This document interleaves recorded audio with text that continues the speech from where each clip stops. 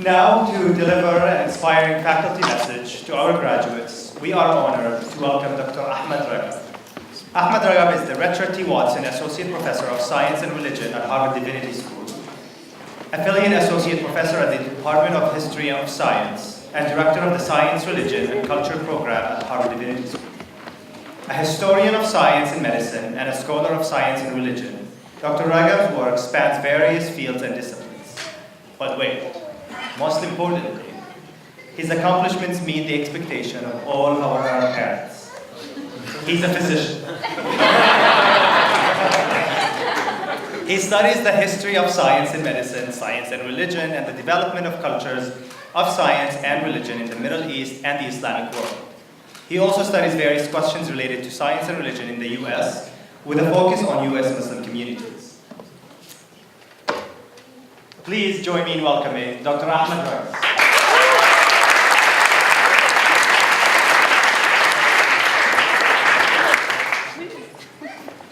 It's an impressive background. Well, I mean, you set it up so high, I don't know what I'm going to do now. And I don't know about inspiring, I'll just do my best. So I guess according to the program, I am the last Harvard faculty that you'll have to sit down and listen to. So I'll try to make it brief, only 1 hour, and we'll be out of it. First, I want to thank the organizers of this event. It's really a pleasure to be here, and it's an honor to sort of be a witness of your great achievements and to celebrate the wonderful achievements that you've achieved over these years. And I know that this year and the years before have not been easy years. For one, you had to survive Harvard classes, and I know they are difficult to survive. I teach some of them. But also, these years have witnessed so many changes and so many difficulties that all of you have witnessed over the past few months. Many moments during this year, as Hillary mentioned, many of us felt that we do not belong. We felt that our presence was threatened at the level of our identities, but also in many cases at the level of our own physical existence. I arrived at Harvard and in the United States 10 years ago, and this was the time when, this was the first Obama campaign. And at that time, this was a moment when in one of the campaign stops, a woman asked Senator McCain a question and told him, I couldn't possibly vote for Obama because he's an Arab. And McCain took the mic away from her and gave a response that is now hailed as a great sign of honor and a wonderful behavior. He told her, no ma'am, he's a decent man, he's not an Arab. Well, we didn't know that it would be downhill from there.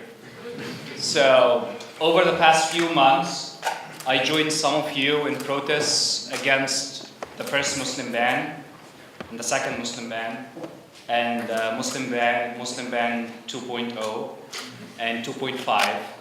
And throughout this entire period, and although the Muslim ban kept being stopped and restarted and remade and recreated and the names of countries changed, ultimately the goal was to create an environment where hatred, Islamophobia, and Arabophobia can come to the surface. And as a result, over this period, and despite the different legal challenges, we all witnessed the humiliation in many cases in airports and in different places in dealing with the United States government.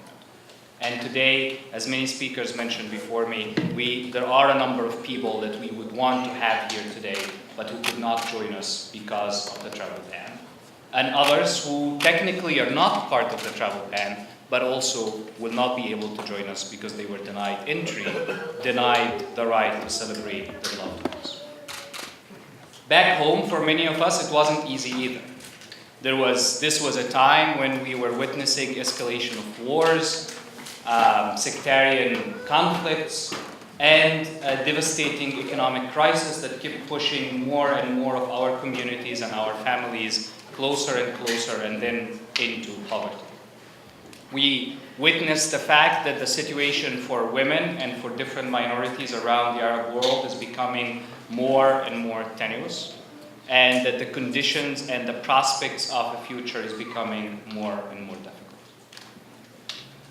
a world that we grew up in and that our parents and our grandparents shaped and built is slowly coming to an end. If the meaning of the word Arab as we understand it in the modern time was built in the decolonial period, we need to think, or the period of decolonization, we need to think a little bit about the roots of this particular identity.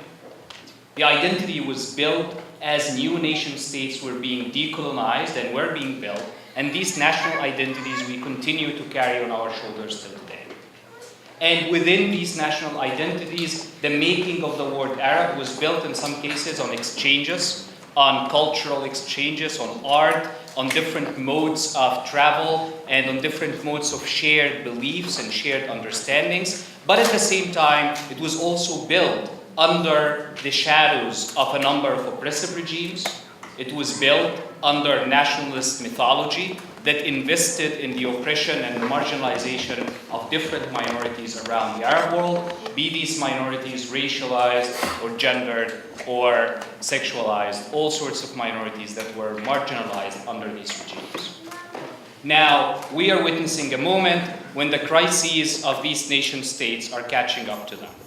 And that this particular world that was built in the middle decades of the 20th century is coming to an end. But the end of a world is also the beginning of a new one.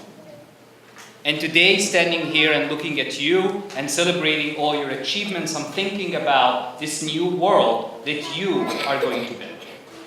This is a moment where we are invited, also demanded, to reimagine and re-understand the meaning of the word Arab. The old nationalist mythologies that we grew up with are no longer sufficient. The idea that we can close the world around ourselves and just think about ourselves in isolation from the world are long gone and will never come back. This is a moment to build a different type of an Arab identity. One that is, I would argue, characterized by choice. At this moment, we can choose to belong together. We can choose to work together for a different world, a more just world, a more inclusive world, a world that allows for more diversity and it allows for the growth and progress of each and every one amongst ourselves. This is a world that we are able to build today on pride, but also humility, on understanding of what we share, but also on understanding what is different between us and celebrating these differences. It was so heartening to hear all the speeches before me talk about diversity within the Arab world. This is the character of the new world that you are building. And this is different from the world that is crumbling right now. The new Arab identity is one that celebrates difference, one that celebrates change, one that is not built on mythologies that are isolated from the world, but one that welcomes the engagement with the world. And this new identity is built by you. When I look at you, class of 2018, I see your courage, your optimism, your openness to facing challenges, your desire to acquire more knowledge and to make a difference in the world. I see also how you understand the world in ways that many generations before you could not understand. I see that you're open-minded and able to understand challenges and problems and able to admit your own faults before looking for faults in others. I see that you are willing to build a new world, that you're embracing this challenge. Today, I will not ask you to be models for a change. I will ask you to be agents of change. I will ask you to embrace your identities by choice, not because there is nothing else available. I will ask you to create a new world and to believe that you belong in this world, not because a place is given to you, but because you are taking this place in the world. Today I invite you to take all the challenges, all the difficult times that you've been through over the past few years, but also take the solidarity, this kind of camaraderie that you created, the community that you developed here, and bring to the outside. Create this new world that we all hope to see. Class of 2018, this is not a small ask.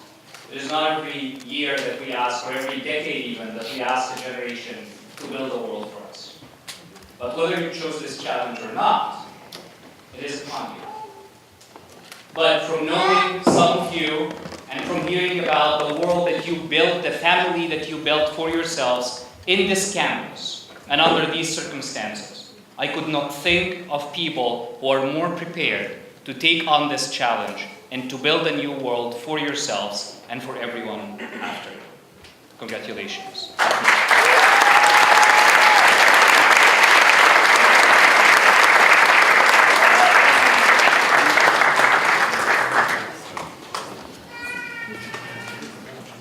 That was inspiring. I got goosebumps.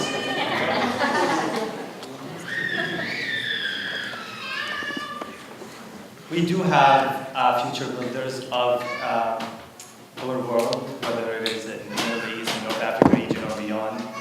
And the best way for us to boast with pride about these graduates at Harvard is to hear from them. So now we will hear from two outstanding students who were nominated by their fellow graduates of 2018 classmates. And we will hear that in two different languages. The first speech will be in Arabic, and the second speech will be in English. And for the English speech, we will start with for the Arabic speech, we will start with the previously recognized Harvard College graduate, Leon Qassab. So please welcome me.